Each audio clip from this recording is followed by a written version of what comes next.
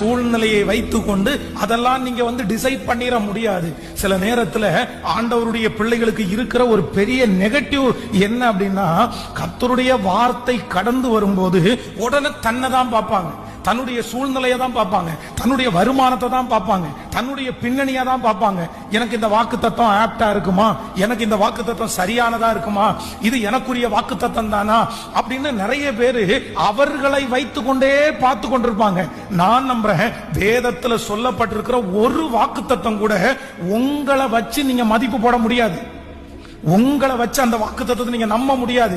உங்களை வைத்து நீங்கள் அந்த வாக்குத்தத்தத்தை அதை விசுவாசிக்க முடியாது, ஏற்றுக்கொள்ளவும் முடியாது.